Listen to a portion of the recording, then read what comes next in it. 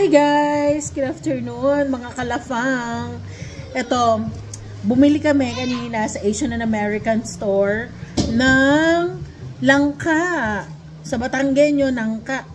$12.61. Ganto kaliit lang. Yan, kalahati ng mukha ko. $12 na, napakamahal.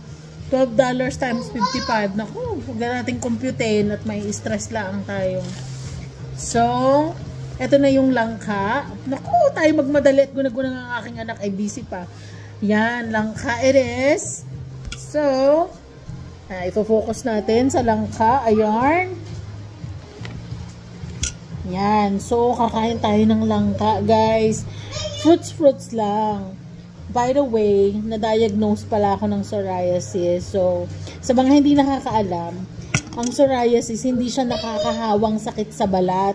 Pero yung balat mo magaganyan, mamumula, magkakaroon ng mga rashes. Hindi siya nakakahawa at hindi dapat pandirihan ang mga taong may psoriasis kasi hindi naman nila pinili yung kondisyon na yun kasi it's an autoimmune disease. So, medyo broad siya, iba't ibang klase, pero yung sa akin, gutate ata, psoriasis type, hindi siya yung dikit-dikit, para siyang raindrops na patak-patak lang sa skin. Ngayon, it didn't bother me at first kasi mukha siyang regular na rashes lang.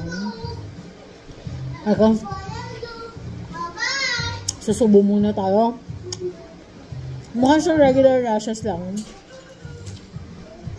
So, dinedma ko lang siya. Tapos hanggang sa napapansin ko, hindi siya nawawala.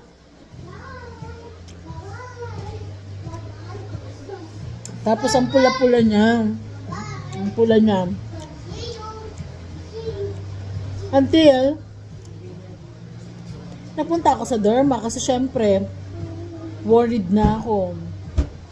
Let me talk to you about paano nga ba yung unang sign na meron pala akong psoriasis. I think, feeling ko lang ha, Dubai pa lang or bata pa lang ako meron na ako nito. But then, since nakatira kami malapit sa dagat, hindi siya nag-flare up. Kasi nga yung hangin galing sa dagat is therapeutic para sa skin. And sa Dubai, siguro nag-start yung psoriasis ko with sa ears kasi nagda-dry siya, nagpa-flakes. Tapos tinake for granted ko lang kasi akala ko normal lang na magkaroon ng flaking sa ears na kahit linisin mo, andun pa rin siya, nagpa-flakes pa rin siya everyday. Hanggang sa pagdating ko dito sa Amerika, parang nag-start siya sa head ko na nagpa-flaking, parang dandruff, ganyan. Hindi ako nag-worry so much kasi feeling ko it's because winter or pwede naman siyang i-treat with Head and Shoulders, ganyan. Pero nakakaloka, halos maubos ko na lahat ng ng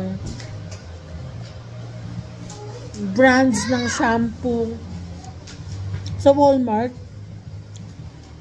Wala talagang effective sa sa flakiness ng scalp ko. Pala, part na siya ng psoriasis.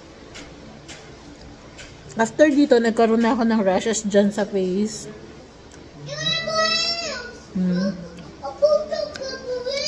Nandiyan pa rin yung marks, pero malala siya before. Nag-take lang ako nung injection na hindi siya cure, pero it can help with the flares. It can help na mag-subside yung redness ng rashes, ganyan. So, kaka-inject ko lang mga siguro 5 days ago. And so far, medyo naglalighten na siya. This was even worse before. Sobrang napakakate. Nakakahiya na magtrabaho kasi nga nakikita nila yung mga Chinese Cheverlu, naka-jacket na ako mag-work, Tapos sa face naman, Ayan, tumalsik yung buto. Sa work naman, yung hair ko, yung kung ganyan, para hindi nila makita na may rashes ako sa forehead. So, yun nga. Ang sarap, ang tamis nitong in fairness, naalala ko ng bata ako, iba ako. Ang ina po, yung lola namin sa father side, meron siyang, around the house, may mga puno siya ng langka. Sobrang ganda ng childhood ko because of this. Kasi, laging may palangka ang ina po nun.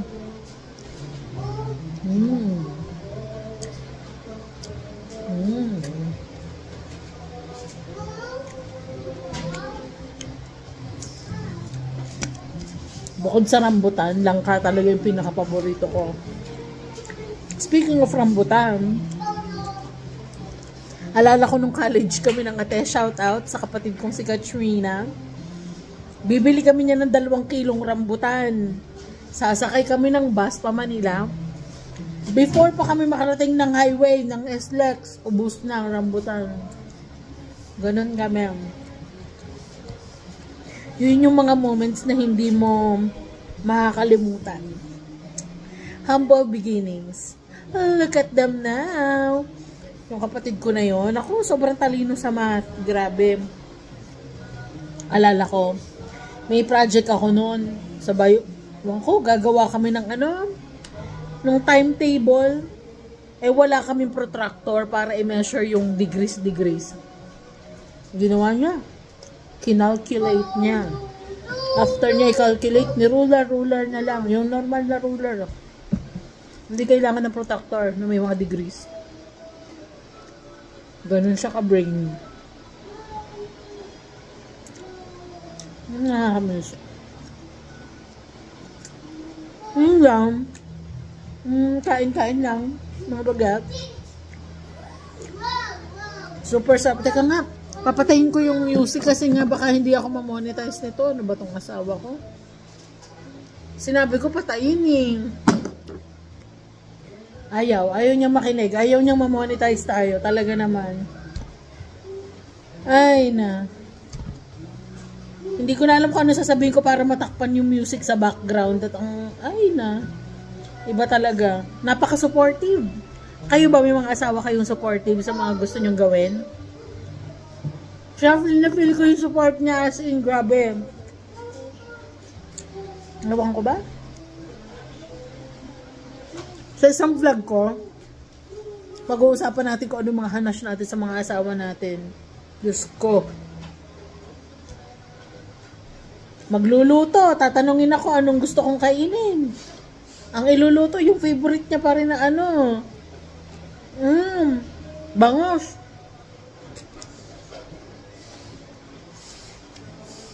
No.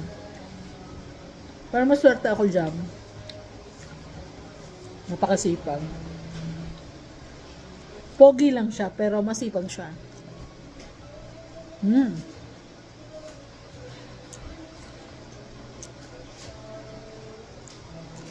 In fairness, kahit almost $13 tong langka, approve! Matamis! Hindi ko na nga matitiran yung asawa ko nito.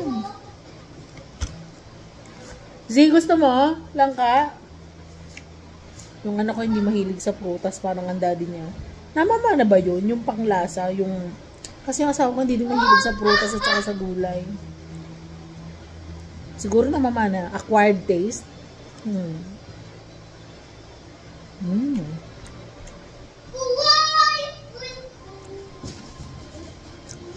Nilalagaan nyo din ba ang buto ng langka?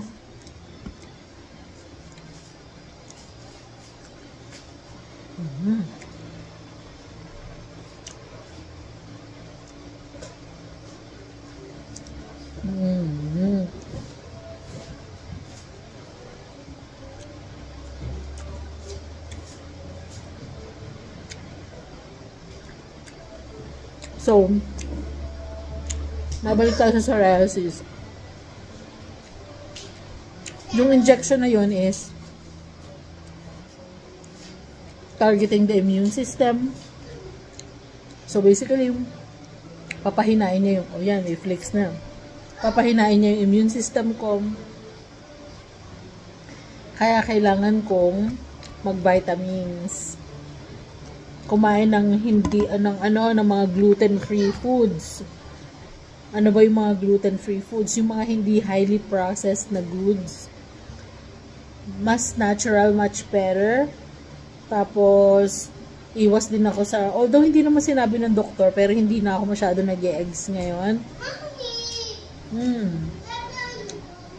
I will sleep later. Tapos, medyo, ano ba yan? Ay, matanggal.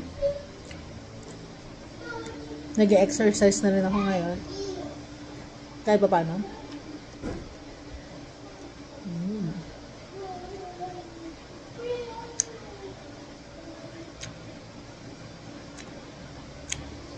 And I use moisturizer sa face ko.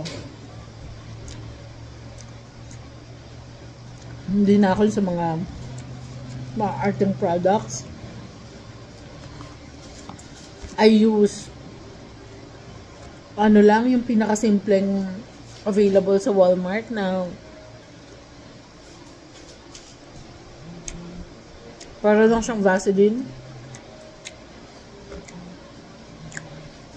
Yan. Super duper much better na yan. I think may sikat na TikToker na nagti-TikTok about gold. Baka meron din siyang sa psoriasis kasi parang sa videos niya meron din siyang ganitong something sa noo. So guys, if you are wondering or you want more information about psoriasis, I can definitely make another video about that. If you want to know my journey, ano yung injection na binibigay sa akin and how much, and siguro what I eat in a day, and also I'll be oh yes, oo anak, so yan ang struggle ng ano, at saka nakukuha siya sa stress din daw yung psoriasis.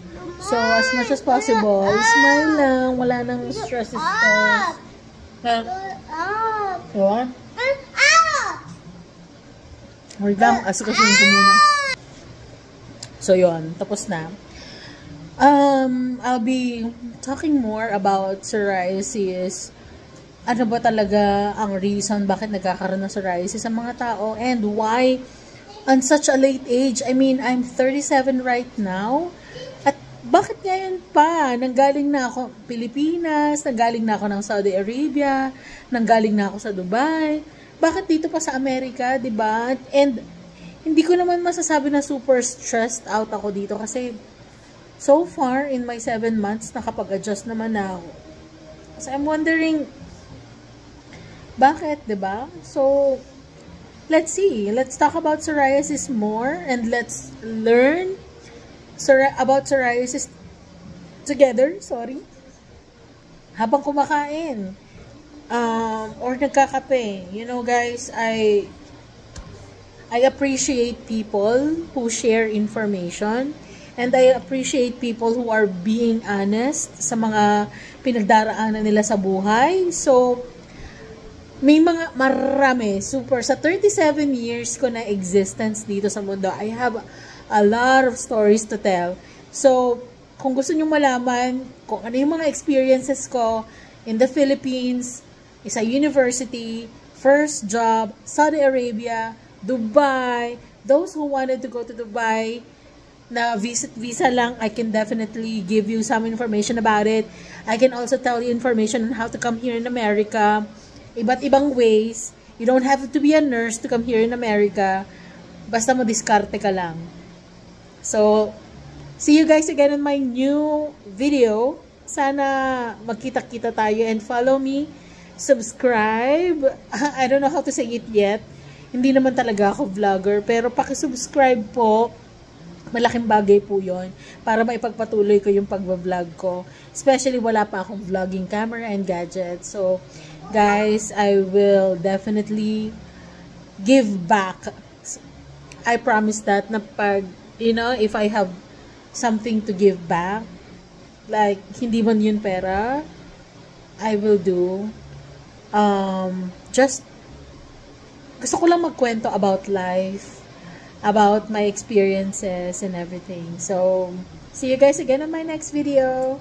Bye!